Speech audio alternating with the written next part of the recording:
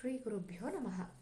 ನಿನ್ನೆ ಏನು ತಿಳ್ಕೊಂಡ್ವಿ? ಭಗವಂತ ಜೀವದ ಬಗ್ಗೆ ಹೇಳ್ತಾ ಹೇಗೆ ಜೀವನ ಯಾವುದೇ ಆಯುಧಗಳು ಅಂದರೆ ಅಸ್ತ್ರಗಳು ತುಂಡು ಮಾಡೋಕ್ಕಾಗೋದಿಲ್ಲ, ಬೆಂಕಿ ಸುಡೋಕ್ಕಾಗೋದಿಲ್ಲ, ನೀರಿಂದ ನೆನೆಸೋಕ್ಕಾಗೋದಿಲ್ಲ, ಗಾಳಿಯಿಂದ ಒಣಗ್ಸೋಕ್ಕಾಗೋದಿಲ್ಲ. ಈ ರೀತಿ ತುಂಬ ಜೀವದ ಬಗ್ಗೆ ನಮಗೆ ತಿಳಿಸ್ಕೊಡ್ತಾ ಹೋಗ್ತಾ ಇರ್ತಾನೆ ಭಗವಂತ.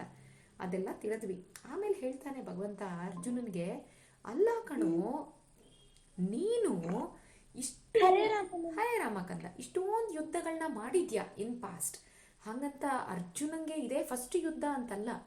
ಅರ್ಜುನ ಬೇಕಾದ ಹಾಗೆ ದೊಡ್ಡ ದೊಡ್ಡ ಯುದ್ಧಗಳನ್ನೆಲ್ಲ ಮಾಡಿರುವಂಥವನು. ಹಾಗಾಗಿ ಇಷ್ಟೆಲ್ಲ ಯುದ್ಧಗಳು ಮಾಡಿರುವಂಥ ನಿನಗೆ ಈಗ ಯಾಕೆ ಈ ರೀತಿ ಸಮಸ್ಯೆ ಬರ್ತಾ ಇದೆ, ಇಷ್ಟು ದಿನ ಇಲ್ಲದೆ ಇರುವಂಥ ಸಮಸ್ಯೆ ಅಂತ ಭಗವಂತ ಕೇಳ್ತಾ ಇದ್ದಾನೆ ಅರ್ಜುನನಿಗೆ. ನಿನ್ನ ಕರ್ತವ್ಯ ಮಾತ್ರ ನೀನು ಮಾಡು ಅಷ್ಟೇನೆ, ಅದು ಬಿಟ್ಟು ಬೇರೆದೆಲ್ಲ ಯಾಕೆ ಯೋಚನೆ ಮಾಡ್ತಿದ್ಯಾ ಅಂತ ಭಗವಂತ ಹೇಳ್ತಾ ಮತ್ತೆ ಜೀವದ ಬಗ್ಗೆ ಹೇಳ್ತಾನೆ. ಜಾತಸ್ಯ ಹಿ ಧ್ರುವೋ ಮೃತ್ಯು ಧ್ರುವಂ ಜನ್ಮ ಮೃತಸ್ಯ ಚ ಅಂತ. ಅಂದರೆ ನಾವು ಹುಟ್ಟಿದೀವಿ ಅಂತಂದರೆ ಸಾಯೋದು ಅನ್ನೋವಂಥದ್ದು ನಿಶ್ಚಿತ, ಅಥವಾ ಸತ್ರು ಅಂತಂದರೆ ಅವ್ರು ಮತ್ತೆ ಹುಟ್ಟೋದು ನಿಶ್ಚಿತ. ಹೇಗೆ ಬೆಳಿಗ್ಗೆ ಆದರೆ ರಾತ್ರಿ ಬರುತ್ತೋ, ರಾತ್ರಿ ಆಯಿತು ಅಂದರೆ ರಾತ್ರಿ ಪರ್ಮನೆಂಟ್ ಅಲ್ಲ, ಮತ್ತೆ ಬೆಳಿಗ್ಗೆ ಬಂದೇ ಬರುತ್ತೆ. ಬೆಳಿಗ್ಗೆ ಆಯಿತು ಅಂದರೆ ಬೆಳಿಗ್ಗೆ ಹಾಗೇ ಇರಲ್ಲ, ರಾತ್ರಿ ಹಾಗೇ ಆಗುತ್ತೆ. ಹೇಗೋ ಹಾಗೆ ಜೀವ ಹುಟ್ಟಿದವನು ಸಾಯ್ತಾನೆ, ಸತ್ತವನು ಮತ್ತೆ ಹುಟ್ಟುತ್ತಾನೆ. ಇನ್ಎವಿಟಬಲ್ ಇದೆಲ್ಲ, ಇದನ್ನು ನಾವು ತಡೆಯೋಕ್ಕಾಗೋದಿಲ್ಲ. ಇಷ್ಟನ್ನು ತಿಳ್ಕೊಂಡಾದ್ರೂ ನೀನೇನು ಮಾಡಬೇಕು, ಸಿಚುವೇಶನ್ಗೆ ಹೊಂದ್ಕೊಳೋದನ್ನು ಕಲಿಬೇಕು, ಸತ್ಯನ ಆಕ್ಸೆಪ್ಟ್ ಮಾಡಬೇಕು. ಸಮ್ಟೈಮ್ಸ್ ನಾವೇನು ಮಾಡ್ತೀವಿ, ನಮ್ಮ ಮೂಗಿನ ನೇರಕ್ಕೆ ನಡಿಲಿಲ್ಲ ಅಂತ ಮಾತ್ರಕ್ಕೆ ನಾವು ಬೇಜಾರು ಮಾಡ್ಕೊಂಡ್ಬಿಡ್ತೀವಿ. ಆದರೆ ಕೆಲವೊಂದು ಸತ್ಯಗಳು ಚೇಂಜ್ ಆಗಲ್ಲ. ಆ ಸತ್ಯಗಳನ್ನು ನಾವು ರಿಸೀವ್ ಮಾಡ್ಕೊಳ್ಬೇಕಾಗತ್ತೆ. ಹೇಗಿದೆಯೋ ನಾವು ಅದನ್ನು ಆಕ್ಸೆಪ್ಟ್ ಮಾಡ್ಕೋಬೇಕು. ಆ ರೀತಿ ಅನಿವಾರ್ಯವಾಗಿರುವಂಥದ್ದನ್ನು ನಾವು ಮಾಡ್ತಾ ಮಾಡ್ತಾ ಜೊತೆಲಿ ಏನಾಗುತ್ತೆ, ನಮ್ಮ ಕೆಲಸವನ್ನು ನಾವು ಬಿಡಬಾರ್ದು ಅನ್ನೋದನ್ನು ಕೃಷ್ಣ ಹೇಳ್ತಾ ಹೋಗ್ತಾನೆ. ಸೊ ಹೇಗೆ ಅಂದರೆ ಭಗವಂತ ಇಷ್ಟು ದಿನ ಇಷ್ಟು ಹೊತ್ತು ಏನು ಮಾಡ್ದ, ಜೀವಿಗಳ ಬಗ್ಗೆ ಮಾತಾಡ್ತಾ ಹೋದ. ಅಷ್ಟು ಮಾತಾಡ್ತಾ ಇದ್ದಾಗ ಏನಾಗ್ತಾನೆ, ಮುಂದೆ ಅವ್ಯಕ್ತ ಆದೀನಿ ಭೂತಾನಿ ವ್ಯಕ್ತ ಮಧ್ಯಾನಿ ಭಾರತ ಅವ್ಯಕ್ತ ನಿಧನಾನಿ ಏವ ತತ್ರ ಕಾ ಪರಿದೇವನ. ಅಂದರೆ ಅವ್ಯಕ್ತ ಅಂದರೆ ಕಣ್ಣಿಗೆ ಕಾಣಿಸಲ್ಲ ಅಂತ. ಅವ್ಯಕ್ತ ಯಾವಾಗ, ಆದಿಯಲ್ಲಿ ತುಂಬ ಮುಂಚೆ ಅದು ಹೇಗಿತ್ತು ನಮಗೆ ಗೊತ್ತಿಲ್ಲ. ಭೂತಾನಿ ವ್ಯಕ್ತ ಮಧ್ಯಾನಿ ಅಂದರೆ ಆ ಜೀವಗಳೇನಿದೆ ಮಧ್ಯದಲ್ಲಿ ನಮಗೆ ಕಾಣಿಸ್ಕೊಳುತ್ತೆ. ಅದ್ರ ಆದಿ ಗೊತ್ತಿಲ್ಲ ನಮಗೆ, ಮಧ್ಯದಲ್ಲಿ ನಮಗೆ ಕಾಣಿಸ್ಕೊಳುತ್ತೆ, ಆಮೇಲೆ ಮುಂದೆ ಕೂಡ ನಮಗೆ ಕಾಣಿಸ್ಕೊಳೋದಿಲ್ಲ. ಈ ರೀತಿ ಇದ್ದಾಗ ಯಾಕಪ್ಪ ಗೋಳಾಡ್ತಾ ಇದೆಯಾ ಅಂತ ಹೇಳ್ತಾನೆ ಭಗವಂತ. ಇಷ್ಟೊತ್ತೇನು ಮಾಡ್ದ, ಜೀವಿಗೆ ಹುಟ್ಟನ್ನೋದಿಲ್ಲ, ಸಾವನ್ನೋದಿಲ್ಲ, ಆತ್ಮಕ್ಕೆ ಏನಿದ್ರು ದೇಹ ಬರ್ತಾ ಇರತ್ತೆ ಹೋಗ್ತಾ ಇರತ್ತೆ ಅನ್ನೋದನ್ನೆಲ್ಲ ಹೇಳಿ ಈಗೇನು ಹೇಳ್ತಾನೆ, ಅರ್ಜುನಂದು ಮೇನ್ ಪ್ರಾಬ್ಲಮ್ ಏನು, ನನ್ನ ಅಜ್ಜ ಭೀಷ್ಮಾಚಾರ್ಯರು, ನನ್ನ ಗುರುಗಳು ದ್ರೋಣಾಚಾರ್ಯರು ಅಂತ ಹೇಳ್ತಾ ಇದ್ದಾನಲ್ಲ, ನನ್ನ ಅಂತ ಉಪಯೋಗಿಸ್ತಾನೆ, ನನ್ನ ಬಂಧು ಬಾಂಧವರು. ಹಾಗಾದ್ರೆ ಇವರೆಲ್ಲ ನನ್ನ ಆಗಿದ್ದು ಯಾವಾಗ? ಭೀಷ್ಮಾಚಾರ್ಯರು ಹುಟ್ಟಿದ ಮೇಲೆ ಅರ್ಜುನ ಬಂದಿದ್ದು ಸೀನ್ಗೆ. ಅರ್ಜುನ ಹುಟ್ಟಿದಾಗ ಭೀಷ್ಮಾಚಾರ್ಯರ ವಂಶದಲ್ಲಿ ಹುಟ್ಟಿದ್ದಕ್ಕೆ ಒಂದು ಸಂಬಂಧ ಅನ್ನೋದು ಬಂತು ಅರ್ಜುನನ್ಗೆ. ಭೀಷ್ಮಾಚಾರ್ಯರು ತಾತ ಆದರು ಅರ್ಜುನನ್ಗೆ. ಬೇರೆ ಯಾರಿಗೋ ಭೀಷ್ಮಾಚಾರ್ಯರು ಅಜ್ಜ ಆಗಲಿಲ್ಲ. ದ್ರೋಣಾಚಾರ್ಯರು ಅರ್ಜುನನಿಗೆ ಪಾಠವನ್ನು ಹೇಳಿಕೊಟ್ರು, ಅಸ್ತ್ರವಿದ್ಯೆನ. ಹಾಗಾಗಿ ದ್ರೋಣಾಚಾರ್ಯರು ಗುರುಗಳಾದರು. ಎಷ್ಟೋ ಜನ ದ್ರೋಣಾಚಾರ್ಯರ ಹತ್ರ ವಿದ್ಯೆ ಕಲಿದೇ ಇರೋ ಅಂಥವ್ರು ಇದ್ದಾರೆ, ಅವ್ರಿಗೆಲ್ಲ ದ್ರೋಣಾಚಾರ್ಯರು ಗುರುಗಳಾಗಲಿಲ್ಲ. ನಾನು ಒಂದು ಸಂಬಂಧವನ್ನು ಎಸ್ಟಾಬ್ಲಿಷ್ ಮಾಡಿಕೊಂಡೆ. ಯಾವಾಗ ನಾನು ಹುಟ್ಟುತ್ತೀನೋ ಅಥವಾ ಆ ಜೀವಿ ಹುಟ್ಟುತ್ತಲ್ಲ, ಅವಾಗ ಏನಾಗುತ್ತೆ, ನಮ್ಮಿಬ್ಬರ ಮಧ್ಯ ಒಂದು ಸಂಬಂಧ ಅನ್ನೋವಂಥದ್ದು ಬೆಳೆಯುತ್ತೆ. ಇಲ್ದಿದ್ರೆ ನಾನು ಯಾರೋ ಅವ್ರು ಯಾರೋ ಆ ರೀತಿ. ಪಕ್ಕದ ಮನೆಯಲ್ಲೂ ಮಕ್ಕಳಿರ್ತವೆ, ನಮ್ಮ ಮನೆಯಲ್ಲೂ ಮಕ್ಕಳಿದ್ದಾರೆ. ಸೊ ಪಕ್ಕದ ಮನೆಯವ್ರ ಮಕ್ಕಳನ್ನ ನಾನು ಅಷ್ಟು ಕಂಪ್ಯಾಷನೇಟ್ ಆಗಿ ನೋಡಲ್ಲ. ನನ್ನ ಮನೆ ಮಗುನ ನಾನು ನೋಡ್ತೀನಿ, ಯಾಕಂದರೆ ನನ್ನ ಮಗು ನನ್ನಿಂದ ಬಂದಿರೋವಂಥದ್ದು ಅನ್ನೋವಂಥದ್ದು ಒಂದು ಮಮಕಾರ. ಆದರೆ ಪಕ್ಕದ ಮನೆಯದು ಮಗುನೇ. ಇವಾಗ ಎಷ್ಟೋ ಶಾಲೆಗೆಲ್ಲ ಹೋಗಬೇಕಾದ್ರೆ ರೋಡಲ್ಲಿ ಮಕ್ಕಳು ಅಳ್ಕೊಂಡು ಹೋಗ್ತಿರ್ತವೆ. ವಿ ಡೋಂಟ್ ಫೀಲ್, ನಮಗೇನು ಅಂತ ಬೇಜಾರಾಗಲ್ಲ, ಯಾಕಂದರೆ ಯಾವುದೋ ಮಗು ಅಳ್ತಾ ಇದೆ ಅಲ್ಲ. ಆದರೆ ನಮ್ಮ ಮಕ್ಕಳು ಅಳಬೇಕಾದ್ರೆ ನಮ್ಗೆ ತುಂಬ ಬೇಜಾರಾಗುತ್ತೆ. ಯಾಕಂದರೆ ನಾವೊಂದು ರಿಲೇಷನ್ಶಿಪ್ಪನ್ನು ಎಸ್ಟಾಬ್ಲಿಷ್ ಮಾಡ್ಕೊಂಡಿದ್ದೀವಿ. ಯಾವಾಗಲಿಂದ ಶುರುವಾಗಿದೆ ಅದು, ಆ ಮಗು ನಮಗೆ ಹುಟ್ಟಿದ ಮೇಲೆ ಆ ಮಗು ಜೊತೆ ನಮಗೊಂದು ಸಂಬಂಧ, ಆ ಮಗುಗೂ ಕೂಡ ಅಷ್ಟೇ, ಅದು ಹುಟ್ಟಿದ ಮೇಲೆ ನನ್ನ ಜೊತೆ ಅದಕ್ಕೊಂದು ಸಂಬಂಧ. ಅದಕ್ಕಿಂತ ಮುಂಚೆ ಹೋದ ಜನ್ಮದಲ್ಲಿ ಮಗು ಏನಾಗಿತ್ತೋ ಮುಂದೆ ಏನಾಗುತ್ತೋ ಗೊತ್ತೇ ಇಲ್ಲ ನಮಗೆ. ಆವಾಗ ಆ ಸಂಬಂಧಗಳು ನಮಗೆ ಗೊತ್ತೇ ಇರಲ್ಲ. ಫಾರ್ ಎಕ್ಸಾಂಪಲ್, ಪಕ್ಕದ ಮನೆಯವ್ರ ಮಗುನೇ ಅದು ಹೋದ ಜನ್ಮದಲ್ಲಿ ನನ್ನ ಮಗು ಆಗಿತ್ತೋ ಏನೋ ಗೊತ್ತಿಲ್ಲ, ಬಟ್ ನನಗೆ ಅದ್ರ ಕನೆಕ್ಷನ್ನೇ ಗೊತ್ತಿಲ್ಲ ನನಗೆ. ಹಾಗಾಗಿ ನಾನು ಅದಕ್ಕೆ ಫೀಲು ಮಾಡಲ್ಲ. ಹಾಗಾದ್ರೆ ನಂದು ಫೀಲಿಂಗ್ಸ್ ಎಲ್ಲ ಯಾವುದ್ರ ಜೊತೆ ನಾನು ಕನೆಕ್ಟ್ ಮಾಡ್ಕೋತಾ ಇದ್ದೀನಿ, ಈ ದೇಹದ ಜೊತೆ, ಈಗ ಪ್ರೆಸೆಂಟ್ ಜನ್ಮ ಅನ್ನುವಂಥದ್ದೇನಿದೆ ಅದ್ರ ಜೊತೆ ನಾನು ಕನೆಕ್ಟ್ ಮಾಡ್ಕೋತಾ ಹೋಗ್ತಾ ಇದ್ದೀನಿ. ಹಾಗಿರೋದ್ರಿಂದ ಏನಾಗ್ತಾ ಇದೆ, ತೊಂದರೆ ಆಗ್ತಾ ಇದೆ ಅರ್ಜುನನ್ಗೆ. ನನ್ನ ಗುರು, ನನ್ನ ಅಜ್ಜ ಅಂತ ಅವನು ಹೇಳ್ತಾ ಇದ್ದಾನಲ್ಲ, ಅದೊಂಥರ ಸೆಳೆತ, ಅಟ್ರಾಕ್ಷನ್. ಹಾಗಾಗಿ ಇವನಿಗೇನಂದ್ರೆ ತುಂಬ ನಿರ್ಲಿಪ್ತವಾಗಿ, ಅಂದರೆ ಪಾರ್ಶಾಲಿಟಿ ಅನ್ನೋದೇ ಮಾಡ್ದಂಗೆ ಅವರೆಲ್ಲ ಅಧರ್ಮದ ಕಡೆ ನಿಂತಿದ್ದಾರೆ. ಅದು ಅಜ್ಜರಾದರೂ ಆಗಿರಲಿ, ಪಿಜ್ಜ ಆಗಿರಲಿ, ಅಥವಾ ಇನ್ಯಾರಾದರೂ ಆಗಿರಲಿ, ಗುರುಗಳಾಗಿರಲಿ, ಅವ್ರು ನಿಂತಿರೋದೇನೋ ಅಧರ್ಮದ ಕಡೆಗೆ. ನನ್ನ ಬುದ್ಧಿ ಏನಿವಾಗ, ನಾನೇನು ಕರ್ತವ್ಯ ಮಾಡಬೇಕಾಗಿದೆ, ಅಧರ್ಮದ ವಿರುದ್ಧ ಹೋರಾಡಬೇಕಾಗಿದೆ. ಅಷ್ಟನ್ನೇ ತಲೆಯಲ್ಲಿ ಇಟ್ಕೋಬೇಕು ಹೊರತು ಅದಾಗ್ತಾ ಇಲ್ಲ ಅವನಿಗೆ ಅದನ್ನು ಮೇಂಟೈನ್ ಮಾಡೋದಕ್ಕೆ. ಯಾಕಂದರೆ ಅವನಿಗೆ ಆ ಸೆಳೆತ ಅನ್ನುವಂಥದ್ದು ಬಂದಿದೆ. ಹೀಗಿರಬೇಕಾದ್ರೆ ನಾವು ದುಃಖ ಪಡಬಾರದು ಅಂತ ಕೃಷ್ಣ ಹೇಳ್ತಿದ್ದಾನೆ. ಹಾಗಾದರೆ ಕೃಷ್ಣ ಏನಪ್ಪ ಅಡ್ವೈಸ್ ಮಾಡ್ತಾ ಇದ್ದಾನೆ, ಎಲ್ಲರನ್ನೂ ಬಿಟ್ಬಿಡು ಅಂತ ಹೇಳ್ತಾ ಇದ್ದಾನ? ಯಾರ ಜೊತೆನೂ ಏನು ಕನೆಕ್ಷನ್ನೇ ಇಟ್ಕೋಬೇಡ, ಯಾವ ಪರಿವಾರನೂ ಬೇಕಾಗಿಲ್ಲ, ಯಾವ ಮಕ್ಕಳು ಬೇಡ, ಗಂಡ ಬೇಡ, ಹೆಂಡತಿ ಬೇಡ, ಅಜ್ಜ ಬೇಡ, ಗುರುಗಳು ಬೇಡ ಅಂತ ಹೇಳ್ತಾ ಇದ್ದಾನೆ ಅಂತನ? ನೆವರ್. ಅವನು ಆ ಥರ ಹೇಳ್ತಿಲ್ಲ. ಅವನು ಏನು ಹೇಳ್ತಾ ಇದ್ದಾನೆ ಅಂತಂದರೆ, ಅವ್ರನ್ನ ಪ್ರೀತಿ ಮಾಡೋದು ತಪ್ಪಲ್ಲ, ಪ್ರೀತಿ ಮಾಡಬೇಡಿ, ಅಯ್ಯೋ ನೀನು ಯಾರೋ ನಾನು ಯಾರೋ, ಹೋದ ಜನ್ಮದಲ್ಲಿ ನೀನೇನಾಗಿದ್ಯೋ ನಾನೇನಾಗಿದ್ಯೋ ಅಂತ ಫಿಲಾಸಫಿ ಹೊಡೆಯೋದಲ್ಲ. ಯಾಕಂದರೆ ಹೋದ ಜನ್ಮದಲ್ಲಿ ಏನಾಗಿದ್ವೋ ಬಿಟ್ಟಿದ್ವೋ, ಈಗಂತೂ ಕನೆಕ್ಷನ್ ಎಸ್ಟಾಬ್ಲಿಷ್ ಆಗಿದೆ ಅಲ್ವಾ, ಅಕಾರ್ಡಿಂಗ್ ಟು ಅವರ್ ಕರ್ಮ. ನಮ್ಮ ಕರ್ಮದ ಪ್ರಕಾರ ನಮಗೆ ಯಾರ್ಯಾರನ್ನ ಕೊಡಬೇಕು ಅಂತಿದ್ದಾನೋ ಭಗವಂತ ಅಂತಂಥ ಸಂಬಂಧಗಳನ್ನೆಲ್ಲ ಕೊಡ್ತಾನೆ. ಈಗ ಆಗೋಗಿರೋದಕ್ಕೇನು ಕ್ವಶನ್ನು? ಅದಕ್ಕೆ ಯಾರನ್ನೂ ಪ್ರೀತಿ ಮಾಡಬೇಡ ಅಂತ ಭಗವಂತ ಏನಂತ ಇಲ್ಲ. ಆದರೆ ಪ್ರೀತಿ ಮಾಡಬೇಕಾದ್ರೆ ನಮ್ಮ ತಲೆಯಲ್ಲಿ, ಬ್ಯಾಕ್ಗ್ರೌಂಡಲ್ಲಿ ಈ ಸತ್ಯ ಅನ್ನೋವಂಥದ್ದು ಗೊತ್ತಿರಬೇಕು ನಮಗೆ. ನಮ್ಮ ಕರ್ಮಗಳ ಆಧಾರದ ಮೇಲೆ, ಹೇಗೆ ಇವಾಗ ಎಷ್ಟೊಂದು ನದಿ ಫ್ಲೋ ಆಗ್ತಾ ಇದ್ದಾಗ ನಾವು ನೋಡಬಹುದು, ಒಂದಷ್ಟು ಕಸ ಕಡ್ಡಿಗಳೆಲ್ಲ ಒಂದು ಕಡೆ ಬಂದು ಸೇರ್ಕೊಡುತ್ತೆ ಗುಡ್ಡೆ ಆ ಕರೆಂಟಲ್ಲಿ. ಆಮೇಲೆ ಇನ್ನೊಂದು ಸ್ವಲ್ಪ ಹೊತ್ತಾದ್ಮೇಲೆ ಮತ್ತೆ ಸ್ವಲ್ಪ ಬೇರೆ ಬೇರೆ ಕಡೆ ಹೊಟ್ಟೋಗುತ್ತೆ. ಇವಾಗ ಸಂತೆಗಳು ನೋಡ್ತೀವಿ ನಾವು, ಹಳ್ಳಿ ಕಡೆಗಳಲ್ಲೆಲ್ಲ ಸಂತೆ ಅಂತ ಇರುತ್ತೆ, ತರಕಾರಿದು ಅದ್ರದ್ದು ಇದ್ರದ್ದು ಮಾಡ್ತಾ ಇರ್ತಾರೆ, ವಾರದ ಸಂತೆ. ಆ ಸಂತೆ ಟೈಮಿಗೆ ನೀವು ಹೋದ್ರಿ ಅಂದರೆ ಬೇಕಾದಂಗೆ ಜನಗಳು ಕಾಣಿಸ್ತಾರಲ್ಲಿ, ನೂರಾರು ಜನಗಳು ಇರ್ತಾರೆ. ಅದೇ ಸಾಯಂಕಾಲ ರಾತ್ರಿ ಅದೇ ಜಾಗಕ್ಕೆ ಹೋದ್ರೆ ನೀವು, ಅಥವಾ ನೆಕ್ಸ್ಟ್ ಡೇ ಹೋದ್ರಿ ಅಂದರೆ ಅಲ್ಲಿ ಸಂತೆ ಆಗಿತ್ತು ಅನ್ನೋದೇ ನಮಗೆ ಗೊತ್ತಿರಲ್ಲ, ಅಷ್ಟು ಖಾಲಿ ಗ್ರೌಂಡ್ ಆಗ್ಬಿಟ್ಟಿರುತ್ತದು.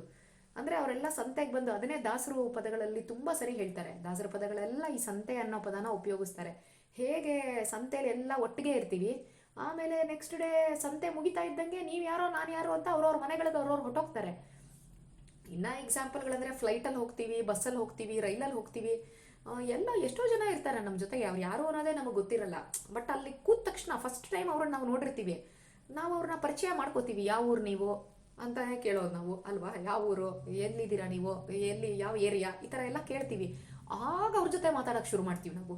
ಅದು ಎಲ್ಲಿ ತನಕ ಮಾತಾಡ್ತಾ ಇರ್ತೀವಿ ಅಂದರೆ, ನನ್ನ ಡೆಸ್ಟಿನೇಷನ್ ಬರೋ ತನಕ, ಒಂದು ಅವ್ರು ಇಳಿಬೇಕು ಅಥವಾ ನಾನು ಇಳಿಬೇಕು, ಅಲ್ಲಿ ತನಕ ನಾವು ಮಾತಾಡ್ತಾ ಇರ್ತೀವಿ. ಆರಾಮಾಗಿ ಮಾತಾಡ್ತೀವಲ್ವಾ. ಇವ್ರು ಯಾರೋ ನಾನು ಯಾರೋ, ನೆನ್ನೆ ಗೊತ್ತಿರಲಿಲ್ಲ ಇವರು, ನಾಳೆ ಇವ್ರು ಎಲ್ಲಿ ಹೋಗ್ತಾರೆ ಅಂತ ಗೊತ್ತಿಲ್ಲ ಅಲ್ವಾ. ಏರ್ಪೋರ್ಟಲ್ಲೇ ನಮಗೆ ಪರಿಚಯ ಆಗಿದ್ದವರು ನನ್ನ ಪಕ್ಕದ ಸೀಟಲ್ಲಿ. ನೆನ್ನೆ ಅವ್ರು ಎಲ್ಲಿದ್ರು ನನಗೆ ಗೊತ್ತಿಲ್ಲ, ನಾಳೆ ಅವ್ರು ಎಲ್ಲಿರ್ತಾರೆ ನನಗೆ ಗೊತ್ತಿಲ್ಲ, ನಾನು ಯಾಕೆ ಅವ್ರನ್ನ ಮಾತಾಡಿಸ್ಲಿ ಅಂತ ಕೂತ್ಕೋತೀವ? ಇಲ್ಲ, ತುಂಬ ಚೆನ್ನಾಗಿ ಮಾತಾಡಿಸ್ತೀವಲ್ವಾ. ಬೇಕಾದ್ರೆ ಏನಾದರೂ ತೊಗೊಂಡಿದ್ರೆ ಶೇರ್ ಕೂಡ ಮಾಡ್ತೀವಿ. ಸೊ ಹಾಗಿರ್ಬೇಕಾದ್ರೆ ಆ ಥರ ಇರಬೇಕು. ಆಮೇಲೆ ನಾವು ಅಳ್ತೀವ, ಅವ್ರ ಪಾಡಿಗೆ ಅವ್ರು ಇಳಿದು ಹೊಟ್ಟೋಗ್ತಾರಪ್ಪ, ಅಯ್ಯಯ್ಯೋ ಛೇ ಇಷ್ಟೊತ್ತು ಕೂತಿದ್ರು ನನ್ನ ಜೊತೆ 3 hours ಕೋಲ್ಕತ್ತಾಗ ಬರೋ ತನಕ, ಈಗ ಇಳಿದು ಹೊಟ್ಟೋಗ್ಬಿಟ್ರಲ್ಲಪ್ಪ ಅಂತ ನಾವು ಅಳಲ್ಲ ಅಲ್ಲ. ಭಗವಂತ ಆ ಈಕ್ವಿಲಿಬ್ರಿಯಮ್ನ ಮೇಂಟೈನ್ ಮಾಡುವಂತ ಹೇಳ್ತಾ ಇದ್ದಾನೆ. ಇರೋ ತನಕ ಚೆನ್ನಾಗಿರಿ, ಎಲ್ಲರೂ ಚೆನ್ನಾಗಿರಿ, ಎಲ್ಲರ ಜೊತೆ ಚೆನ್ನಾಗಿರಿ. ಆದರೆ ಆ ಜೀವ ನಮ್ಮ ಕಣ್ಣಿಗೆ ಕಾಣಿಸದೆ ಹೋದಾಗ ದುಃಖ ಪಡಬೇಡಿ ಅನ್ನೋವಂಥದ್ದು ಭಗವಂತನ ಟೀಚಿಂಗು. ಇದು ನಾವು ಅಪ್ಲೈ ಮಾಡ್ಕೋತೀವಿ, ಬೇರೆಯವ್ರ ಜೊತೆಗೆ ಅಪ್ಲೈ ಮಾಡ್ಕೋತೀವಿ, ನಮ್ಮವ್ರ ಜೊತೆ ಅಪ್ಲೈ ಮಾಡ್ಕೊಳೋದು ನಮಗೆ ತುಂಬ ಕಷ್ಟ ಕಂಡು ಬರುತ್ತೆ. ಅದನ್ನು ನೀನು ಬೆಳೆಸ್ಕೋ ಅಂತ ಭಗವಂತ ಅರ್ಜುನನಿಗೆ ಹೇಳ್ತಾ ಇದ್ದಾನೆ.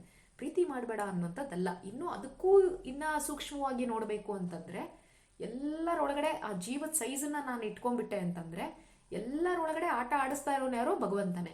ಹಾಗಾಗಿ ನನ್ನೊಳಗಡೆನೂ ಭಗವಂತ, ಅವರೊಳಗಡೆನೂ ಭಗವಂತ, ಪ್ರತಿಯೊಂದು ಜೀವಿಗಳಲ್ಲಿ ಭಗವಂತ, ಎಲ್ಲ ಕಡೆ ಭಗವಂತನೇ ಇರಬೇಕಾದ್ರೆ ನಾನು ಯಾರನ್ನೂ ದ್ವೇಷ ಮಾಡೋದಕ್ಕೆ ನನಗೆ ಮನಸ್ಸು ಬರಲ್ಲ. ಯಾಕಂದರೆ ಎಲ್ಲನೂ ಭಗವಂತನಿದೆ ಅಲ್ವಾ. ಸೊ ಹಾಗಿರೋದ್ರಿಂದ ಎಲ್ಲ ಕಡೆ ಭಗವಂತನನ್ನೇ ಕಾಣೋದು ಅನ್ನುವಂಥದ್ದನ್ನು ಕೂಡ ಕೃಷ್ಣ ಇಲ್ಲಿ ಸೂಕ್ಷ್ಮನ ಹೇಳ್ಕೊಡ್ತಾನೆ. ಸೊ ಇನ್ನ ಅದನ್ನು ಮುಂದುವರೆದ್ಬಿಟ್ಟು, ಹೌದು ಭಗವಂತ ಭಗವಂತ ಅಂತೇನೋ ಫಿಲಾಸಫಿ ಹೇಳ್ತಾ ಇದ್ದೀರಾ, ಹಾಗಂದ್ರೆ ಯಾರು ಭಗವಂತ ಅನ್ನೋದಕ್ಕೂ ಕೂಡ ಕೃಷ್ಣ ಇಲ್ಲಿ ಹೇಳ್ತಾನೆ. ಆಶ್ಚರ್ಯವತ್ ಪಶ್ಯತಿ ಕಶ್ಚಿದೇನಂ. ಆಶ್ಚರ್ಯವತ್ ಅಂದರೆ ತುಂಬ ಆಶ್ಚರ್ಯ ಅಂತೆ, ಅಂದರೆ ಭಗವಂತನ ಪಶ್ಯತಿ ಅಂದರೆ ನೋಡೋದು ಅಂತ. ಭಗವಂತನ ಯಾರು ನೋಡಿದಾರೋ ಅವ್ರಿಗೆ ಏನು ಕಾಣಿಸುತ್ತೆ ಅಂದರೆ ಒಂಥರ ಆಶ್ಚರ್ಯನೇ. ನೀನು ಭಗವಂತನ ಡಿಸ್ಕ್ರೈಬ್ ಮಾಡು ಅಂತಂದರೆ, ಯಾರಾದರೂ ಅಪ್ರೋಕ್ಷ ಜ್ಞಾನಿಗಳಿಗೆ ಬೇಕಾದಂಗೆ ಬರೆದಿರ್ಬೋದು. ಪುರಂದರದಾಸರು 4,75,000 ಕೃತಿಗಳನ್ನ ಬರೆದಿದ್ದಾರೆ, ವಿಜಯದಾಸರು 25,000 ಬರೆದಿದ್ದಾರೆ. ಆದರೆ ಅವರೆಲ್ಲರಿಗೂ ಕೂಡ ಭಗವಂತ ಇಷ್ಟೇ ಅಂತ ಅವ್ರು ಹೇಳಲ್ಲ. ಸಾಕ್ಷಾತ್ ಲಕ್ಷ್ಮೀದೇವಿ ಕೂಡ ಭಗವಂತನ ಫುಲ್ಲು ನೋಡಿಲ್ವಂತೆ ಇನ್ನ. ನಿತ್ಯ ನೂತನ ಒಂದೊಂದು ಸೆಕೆಂಡ್ಗೂ ಒಂದು ಬೇರೆ ಬೇರೆ ಬೇರೆ ಬೇರೆ ಲೀಲೆಗಳನ್ನ ನೋಡಿ ಅವಳು ಹಾಗೆ ತಲೆ ತಿರುಗ್ತಾ ಇದೆ ಅವಳಿಗೆ. ಹಂಗಿರ್ಬೇಕಾದ್ರೆ ನಾವು ಭಗವಂತನ ನೋಡಿಬಿಟ್ಟೆ ನಾನು ಕಂಪ್ಲೀಟ್ ಅರ್ಥ ಮಾಡಿಕೊಂಡೆ ಅನ್ನೋದಕ್ಕೆ ಆಗೋದಿಲ್ಲ.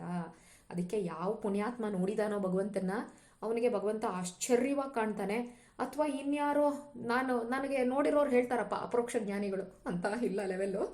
ಯಾರೋ ಅಪರೋಕ್ಷ ಜ್ಞಾನಿಗಳು ನಮಗೆ ಸಿಗಬೇಕಲ್ಲ. ಸೊ ಅಪರೋಕ್ಷ ಜ್ಞಾನಿಗಳು ಸಿಕ್ಕಿ ಅವ್ರು ಹೇಳಿದ್ರು ಅಂದ್ರೂ ನಮಗೊಂಥರ ಆಶ್ಚರ್ಯ, ಹೌದಾ ಅಂತ ಗೊತ್ತಾಗಲ್ಲ ನಮಗೆ.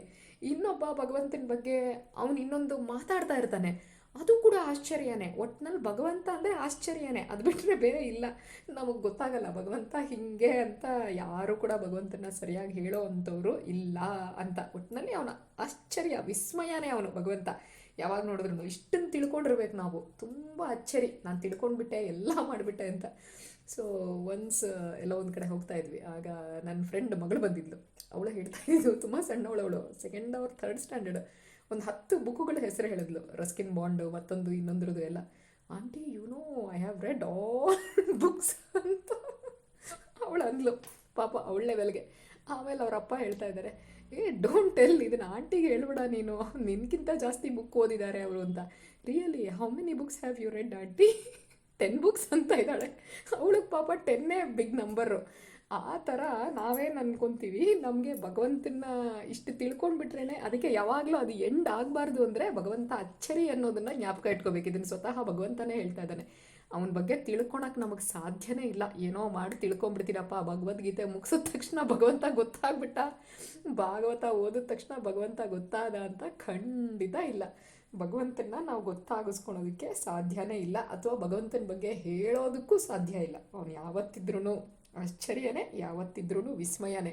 ಇದಮಿತ್ತಮ್ ಅಂತ ಅವನ ಬಗ್ಗೆ ನಾವು ಹೇಳೋದಕ್ಕೆ ಸಾಧ್ಯ ಇಲ್ಲ ಅನ್ನುವಂಥದ್ದನ್ನು ನಾವು ತಿಳ್ಕೋಬೇಕು. ಸೊ ಹಾಗಾಗಿ ಏನಾಗುತ್ತೆ, ದೇಹದ ಒಳಗಡೆ ಈ ಜೀವಿ ಏನಿದೆ ಅದನ್ನು ನಾವು ಕೊಲ್ಲೋದಕ್ಕೆ ಸಾಧ್ಯ ಇಲ್ಲ. ಯಾಕಂದರೆ ಆ ಜೀವಕ್ಕೆ ಕಾವಲಾಗಿ ಯಾರಿದ್ದಾನೆ? ಬಿಂಬರೂಪಿ ಭಗವಂತ ಇದ್ದಾನೆ. ಸೊ ನಮಗೆ ಅಂತ ಎಕ್ಸ್ಕ್ಲೂಸಿವ್ ಆಗಿ ಒಂದು ಭಗವಂತನ ರೂಪ ಇದೆ. ಅದನ್ನೇ ಬಿಂಬದರ್ಶನ ಅಂತ ಹೇಳೋದು, ಅಪರೋಕ್ಷ ಜ್ಞಾನ ಅಂತ. ಭಗವಂತ ನಮ್ಗೊಳಗಡೆ ನನಗೇ ಅಂತ ಒಂದು ಫಾರ್ಮಲ್ಲಿ ಇದ್ದಾನೆ. ಅವನು ಜೀವನ ತುಂಬ ಸೇಫ್ ಗಾರ್ಡ್ ಮಾಡ್ತಾ ಇದ್ದಾನೆ. ಸೊ ಹಾಗಾಗಿ ಆ ಜೀವನ ಯಾರೂ ಕೊಲ್ಲೋದಕ್ಕಾಗೋದಿಲ್ಲ ಅಂತ. ಕೊಂದರೆ ದೇಹ ಬೀಳ್ಬೋದು ಅಷ್ಟೇ ಹೊರತು ಜೀವ ಅನಾದಿ ನಿತ್ಯ ಅಲ್ವಾ ಅದು. ಹಾಗಾಗಿ ಭಗವಂತ ಕಾವಲು ಕಾಯ್ತಾ ಇದ್ದಾನಂತೆ, ಬಿಂಬರೂಪಿ ಭಗವಂತ ಆಗಿ. ಅದಕ್ಕೋಸ್ಕರ ಜೀವನ ಅಷ್ಟು ಚೆನ್ನಾಗಿ ಸೇಫ್ ಗಾರ್ಡ್ ಮಾಡ್ತಾ ಇದ್ದಾನೆ ಭಗವಂತ. ಡೂ ಯು ಥಿಂಕ್ ನೀನು ಹೇಳೋರ ಥರ ಕೊಂದ್ಬಿಡ್ತೀನಿ, ಕೊಲ್ಲಕ್ಕಾಗತ್ತೆ, ಕೊಲ್ಬೋದಾ ಅಂತೆಲ್ಲ ಪ್ರಶ್ನೆ ಮಾಡ್ತಿದ್ಯಲ್ಲ ಅಂತ ಇಲ್ಲಿ ಅರ್ಜುನನಿಗೆ ಹೇಳ್ತಾನೆ ಭಗವಂತ. ಸೊ ಆ ರೀತಿ ಸಾಧ್ಯನೇ ಇಲ್ಲ ಅನ್ನುವಂಥದ್ದು. ಆಮೇಲೆ ನೆಕ್ಸ್ಟ್ ಅರ್ಜುನನಿಗೆ ಉಪದೇಶ ಮಾಡ್ತಾನೆ, ಸ್ವಧರ್ಮಂ ಅಪಿಚ ಅವೇಕ್ಷ್ಯ ನ ವಿಕಂಪಿತು ಅರ್ಹಸಿ. ನಿನ್ನ ಸ್ವಧರ್ಮ ಏನೋ ಅದನ್ನ ನೋಡ್ಕೊಂಡಾದ್ರೂ ಗಟ್ಮುಟ್ಟಾಗಿರಪ್ಪ ಅಂತ ಹೇಳ್ತಾ ಇದ್ದಾರೆ. ಅಂದರೆ ಅವನು ಅಳ್ತಾ ಕೂತಿದ್ದಾನಲ್ಲ, ಸ್ವಧರ್ಮ ಏನವನು? ಕ್ಷತ್ರಿಯ ಅವನು. ಅಷ್ಟಕ್ಕಾದ್ರೂ ಮರ್ಯಾದೆ ಬೇಡವೆ? ಹಾಗಾದರೆ ಬೇರೆ ಯಾರೋ ಏನಾದರೂ ಮಾಡಿದ್ರೆ ಪರವಾಗಿಲ್ಲ, ಕ್ಷತ್ರಿಯ ಆಗಿದ್ಕೊಂಡು ಈ ಥರ ಎಲ್ಲ ಮಾತಾಡ್ತಾ ಇದ್ರೆ ತುಂಬ ಶೇಮ್ ಅಲ್ವಾ? ಅದು ಶೇಮ್ಫುಲ್ ಅವನಿಗೆ. ಅದಕ್ಕೆ ಹೇಳ್ತಾ ಇದ್ದಾನೆ, ಅರ್ಜುನನ ಧರ್ಮ ಯಾವುದು ಹಾಗಾದರೆ ಅನ್ನುವಂಥದ್ದು. ಸನಾತನ ಧರ್ಮ ಏನು ಹೇಳುತ್ತೆ? ಸನಾತನ ಧರ್ಮ ಹೇಳುವಂಥದ್ದು ನೀನು ಅನ್ಯಾಯದ ವಿರುದ್ಧ ಹೋರಾಟ ಮಾಡಲೇಬೇಕು.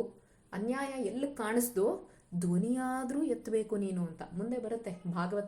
ಭಗವದ್ಗೀತೆ ಮಹಾತ್ಮೆಯಲ್ಲಿ ಕತೆ ಬರುತ್ತೆ. ಸೊ ಅನ್ಯಾಯದ ವಿರುದ್ಧ ಧ್ವನಿ ಎತ್ತದೇ ಇದ್ರೆ ಏನಾಗ್ತೀವಿ ನಾವು ಅನ್ನೋಂಥದ್ದನ್ನ ಅಲ್ಲಿ ತೋರಿಸ್ಕೊಡ್ತಾರೆ. ಅದನ್ನು ಆಗ ನೋಡೋಣ ಗುಟ್ಟು, ಈಗಲೇ ಬೇಡ ಗರ್ರಟ್ಟು ಮಾಡೋದು.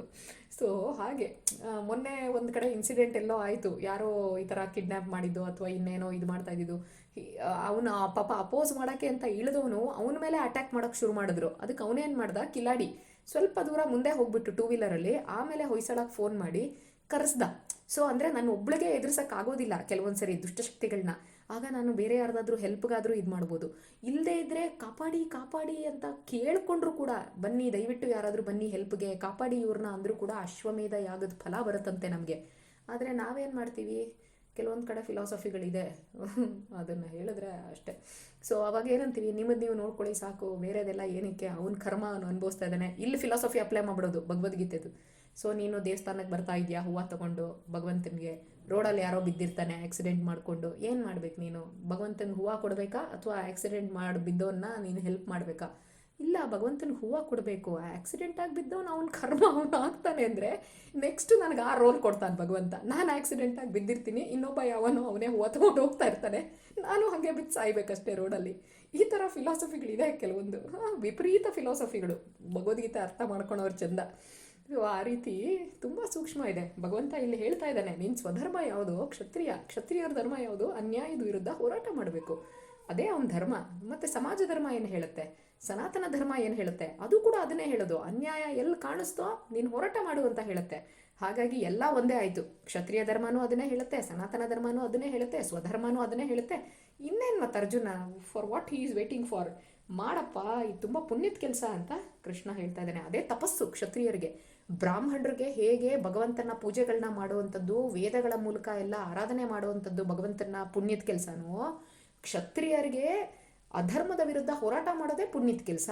ಇನ್ನು ವೈಶ್ಯರಿಗೆ ಯಾವ್ಯಾವ ಕ್ಲಾಸ್ ಜನಗಳಿದಾರೋ ಅವ್ರಿಗೆಲ್ಲ ನ್ಯಾಯವಾಗಿರೋ ರೀತಿಲಿ ಎಲ್ಲ ಸಾಮಾನುಗಳನ್ನ ಒದಗಿಸ್ಕೊಟ್ರೆ ಅದೇ ತಪಸ್ಸು ಅವರಿಗೆ.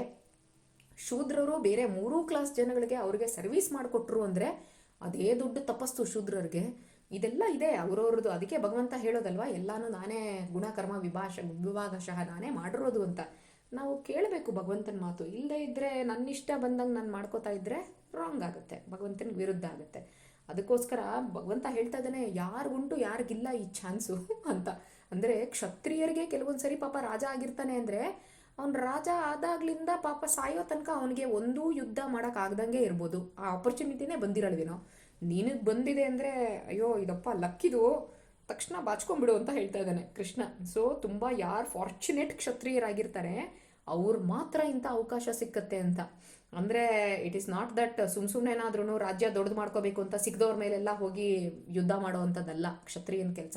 ಕ್ಷತ್ರಿಯನ ಕೆಲಸ ಏನು ಅಂತಂದರೆ, ಯಾರು ಅಧರ್ಮವಾಗಿ ರಾಜ್ಯಭಾರ ಮಾಡ್ತಾ ಇರ್ತಾರೆ ಆ ದೇಶದ ಮೇಲೆ ಇವ್ರು ದಂಡೆತ್ತಿ ಹೋಗಬೇಕು, ಯುದ್ಧ ಮಾಡಬೇಕು, ಅವ್ರನ್ನ ಸೋಲಿಸ್ಬೇಕು. ಆ ರಾಜ್ಯವನ್ನು ಇವ್ರು ತಗೊಂಡು ಮಜಾ ಮಾಡೋದಲ್ಲ. ಆ ರಾಜ್ಯದ ಜನನ ಪಾಪ ಅಧರ್ಮಿಗಳ ಕೆಳಗಡೆ ಬಿದ್ದು ಒದ್ದಾಡ್ತಾ ಇದ್ರಲ್ಲ, ಅಲ್ಲಿ ಇವ್ರಿಗೆ ಧರ್ಮವಾಗಿರುವಂಥ ರಾಜ್ಯವನ್ನು ಮಾಡಿಕೊಡ್ಬೇಕು. ಅದು ಕ್ಷತ್ರಿಯನ ಕೆಲಸ. ಆ ಥರ ಅವ್ನು ಮಾಡ್ಕೊಡೋಕೆ ಅವ್ನಿಗೆ ಆಪರ್ಚುನಿಟಿ ಸಿಕ್ತು ಅಂದರೆ ಅಷ್ಟು ಜನಗಳನ್ನ ಉದ್ಧಾರ ಮಾಡೋ ಭಾಗ್ಯ ಸಿಕ್ತು ಅಂದರೆ ತುಂಬ ಪುಣ್ಯದ ಕೆಲಸ ಅದು ಅಂತ ಕೃಷ್ಣ ಹೇಳ್ತಾ ಇದ್ದಾನೆ. ನಮ್ಮದು ಲೇಟೆಸ್ಟ್ ಪೀರಿಯಡಲ್ಲಿ ನೋಡ್ಬೋದು, ಶಿವಾಜಿ ಇರ್ಬೋದು, ಮಹಾರಾಣಾ ಪ್ರತಾಪ್ ಸಿಂಗು, ಇವರೆಲ್ಲ ಇದ್ದಾರಲ್ಲ, ತುಂಬ ಜನಗಳಿದ್ದಾರೆ ನಮ್ಮವರು. ಸೊ ಅವ್ರಿಗೆಲ್ಲ ಏನು ಅಧರ್ಮದ ವಿರುದ್ಧ ಹೋರಾಟ ಮಾಡಿದ್ರು ಅವರಲ್ವಾ. ಅದು ಆಗ ಸ್ವರ್ಗದ ಬಾಗಲು ತೆಗ್ದಂಗೆ ಅಪ್ಪ ನಿಮಗೆಲ್ಲ. ನೀವು ಈ ರೀತಿ ಮಾಡಬೇಕು. ಯುದ್ಧವನ್ನು ಮಾಡೋದಕ್ಕೆ ಯಾವುದೇ ಕಾರಣದಿಂದ ನೀನು ಹಿಂದೆ ಮುಂದೆ ನೋಡಬೇಡ, ಅಧರ್ಮದ ವಿರುದ್ಧ ಹೋರಾಟ ಮಾಡು ಅಂತ. ಒಂದು ವೇಳೆ ನೀನು ಮಾಡಲಿಲ್ಲ ಅಂದರೆ ಏನಾಗುತ್ತೆ? ಇವಾಗ ಕ್ಷತ್ರಿಯ ಅಧರ್ಮ ಕಣ್ಣಕ್ಕೆ ಕಾಣಿಸ್ತಾ ಇದೆ, ಕಣ್ಣಕ್ಕೆ ಕಾಣಿಸಿದ್ರೂ ಅವನೇನೂ ಮಾಡಲಿಲ್ಲ, ಸೈಲೆಂಟಾಗಿದ್ದ ಅಂತಂದರೆ ಏನಾಗುತ್ತೆ? ಪಾಪ ಬರುತ್ತೆ. ಅಷ್ಟೇ ಅಲ್ಲ, ಇರೋ ಹೆಸರು ಹಾಳಾಗೋಗುತ್ತೆ. ಇವನು ಯಾವ ರಾಜ ಅಪ್ಪ, ಇವನು ಇಷ್ಟೆಲ್ಲ ಅನ್ಯಾಯ ನಡೀತಾ ಇದೆ, ಏನು ಭಕ್ತರಿಗೆ ಹೆಲ್ಪ್ಗೆ ಬರಲಿಲ್ಲ, ಜನಗಳ ಹೆಲ್ಪ್ಗೆ ಬರಲಿಲ್ಲ, ಇವನು ಒಬ್ಬ ರಾಜನ ಅಂತ ಜನಗಳು ಬೈಕೋತಾರೆ. ಅದಾದಮೇಲೆ ನಮಗೆ ಪಾಪನೂ ಬರುತ್ತೆ. ಆ ಪಾಪದಿಂದ ಏನಾಗುತ್ತೆ? ನರಕ ಕೂಡ ಬರುತ್ತೆ ಕ್ಷತ್ರಿಯನಿಗೆ. 3 ಹೋಯ್ತು. ಇದ್ದಾಗ ಹೆಸರು ಹೋಯ್ತು, ಹೆಸರು ಹೋಗಿ ಪುಣ್ಯನೂ ಹೋಯ್ತು, ಪುಣ್ಯ ಹೋದ್ಮೇಲೆ ಸತ್ತ ಮೇಲೆ ನರಕಕ್ಕೂ ಹಾಕ್ತಾರೆ. ಇಷ್ಟೆಲ್ಲ ಯಾಕೆ ಮಾಡ್ಬೇಕು ಹಾಗಾದರೆ? ನೀನೇನೋ ಹೇಳ್ತಾ ಇದೆಯೋ, ಅಯ್ಯೋ ಎಂಥ ಪಾಪ ಮಾಡಿಬಿಡ್ತಾ ಇದೀವೋ ಕೃಷ್ಣ, ಇವ್ರನ್ನೆಲ್ಲ ಕೊಲ್ಲಕ್ಕಾಗತ್ತೇನೋ. ಅಬ್ಬಾ ಸದ್ಯ ನನಗಿವಾಗ ಐಡಿಯಾ ಉಳಿತು, ಇಲ್ಲದೇ ಇದ್ರೆ ಕತೆ ಏನು, ನಾವೇನು ಎಂಥ ದೊಡ್ಡ ಪಾಪ ಮಾಡಿಬಿಡ್ತಿದ್ವಿ ಅಂತ ಭಾರಿ ಜ್ಞಾನೋದಯ ಆದವ್ರ ಥರ ಅರ್ಜುನ ಮಾತಾಡಿದ್ದ ಹಿಂದೆ. ಅದಕ್ಕೆ ಕೃಷ್ಣ ಹೇಳ್ತಾ ಇದ್ದಾನೆ, ಯಾವ ಐಡಿಯಾ ಉಳಿತೋ ನಿನಗೆ, ನೀನು ಅದನ್ನೆಲ್ಲ ಪಾಪ, ನೀನು ಯುದ್ಧ ಮಾಡದೇ ಇದ್ರೇ ಪಾಪ ಆಗುತ್ತೆ ಅಂತ ಅರ್ಜುನನ್ಗೆ ಏನು ಮಾಡ್ತಾ ಇದ್ದಾನೆ? ಪಾಪ ಅಂದರೆ ಏನು ಅನ್ನೋದನ್ನ ಕರೆಕ್ಟ್ ಡೆಫಿನೇಷನ್ನ ಕೃಷ್ಣ ಇಲ್ಲಿ ಕೊಡ್ತಾ ಇದ್ದಾನೆ. ನೀನು ಈ ರೀತಿ ಮಾಡಲಿಲ್ಲ ಅಂದರೆ ಕೊನೆ ತನಕ ಹಿಸ್ಟ್ರಿ ಎಲ್ಲ ಉಳಿದೋಗ್ಬಿಡುತ್ತೆ. ಅರ್ಜುನ ಅನ್ನೋವಂಥ ಒಬ್ಬ ಕಿಂಗ್ ಇದ್ದ, ಇವನು ಯುದ್ಧ ಮಾಡಲಿಲ್ಲ, ಕ್ಷತ್ರಿಯ ಆಗಿದ್ರು ಕೂಡ ಅಧರ್ಮದ ವಿರುದ್ಧ ಹೋರಾಟ ಮಾಡ್ದಂಗೆ ಬೆನ್ನು ತೋರಿಸ್ಬಿಟ್ಟು ಓಡೋಗ್ಬಿಟ್ಟ ಯುದ್ಧ ಭೂಮಿಯಿಂದ ಅಂತ ಕೊನೆ ತನಕ ಹೇಳ್ತಿರ್ತಾರೋ. ಆ ರೀತಿ ಬದುಕೋ ಬದಲು ನೇಣು ಹಾಕೊಂಡು ಸತ್ತೋಗ್ಬೇಕು ಅಂತಾನೆ. ಅಂದರೆ ಅವಮಾನ, ಕ್ಷತ್ರಿಯರಿಗೆ ಅವಮಾನ ಆಗೋದಕ್ಕಿಂತ ಇನ್ನೇನು ಬೇಕಾಗಿದೆ? ಅವರು ಯುದ್ಧದಲ್ಲಿ ಸೋತ್ರು ಕೂಡ ಸತ್ರು ಕೂಡ ವೀರ ಸ್ವರ್ಗ ಅವ್ರಿಗೆ. ಆದರೆ ಅವಮಾನ ಮಾಡಿಸ್ಕೊಳೋದಿದೆಯಲ್ಲ ಕ್ಷತ್ರಿಯರು, ಅದು ಸಾವುಕ್ಕಿಂತ ತುಂಬ ದಾರುಣ ಅಂತ ಹೇಳ್ತಾರೆ. ಅಂದರೆ ಭಯಾನಕ ಅದು. ಸತ್ತಾದ್ರೂ ನೆಮ್ಮದಿ ಸಿಕ್ಕುತ್ತೆ, ಬಟ್ ಬದುಕಿದ್ದುಕೊಂಡು ಈ ಥರ ಎಲ್ಲ ಕೇಳೋದಿದೆಯಲ್ಲ ಆ ಕಮೆಂಟ್ರೀಸ್ಗಳು, ಅದನ್ನು ಕೇಳಬಾರ್ದು ಅಂತ ಕೃಷ್ಣ ಹೇಳ್ತಾನೆ. ಈ ರೀತಿ ಅಕೀರ್ತಿ ಬರುತ್ತಪ್ಪ ನಿನಗೆ, ಅದಕ್ಕೆ ಇದು ಒಳ್ಳೇದಲ್ಲ. ಜನ ಎಲ್ಲ ತುಂಬ ಕೆಟ್ಟದಾಗಿ ಬೈಕೋತಾರೆ ನಿನ್ನನ್ನು. ನೋಡಪ್ಪ, ರಿಲೇಟಿವ್ಸ್ಗಳ ಮೇಲೆ ಯುದ್ಧ ಮಾಡೋಕ್ಕಾಗಲಿಲ್ಲ, ಇಲ್ಲಿ ಬಂದು ಬೇರೆಯವ್ರ ಮೇಲೆಲ್ಲ ಯುದ್ಧ ಮಾಡಿಬಿಟ್ಟ, ಎಷ್ಟು ಜನನ ಸಾಯಿಸ್ಬಿಟ್ಟ, ಅವಾಗೆಲ್ಲ ಇವನಿಗೇನು ಇದು ಹೊಳಿಲಿಲ್ಲ. ಈಗ ರಿಲೇಟಿವ್ಸ್ ನೋಡಿ ಯುದ್ಧ ಮಾಡಲ್ಲ ಅಂದ್ಬಿಟ್ಟು ಓಡೋಗ್ಬಿಟ್ಟಿದ್ದಾನೆ. ಇವನು ಒಬ್ಬ ರಾಜನ, ಇವನು ಒಬ್ಬ ಕ್ಷತ್ರಿಯನ ಅಂತ ಬೈಕೋತಾರಲ್ಲೋ. ಮರ್ಯಾದೆ ಇರುತ್ತೋ ಇರಲ್ವೋ ನಿಂದು, ಹಂಗೆ ಬದುಕೋ ಬದಲು ಸತ್ತೋಗ್ಬಿಡ್ಬೇಕಷ್ಟೇನೆ.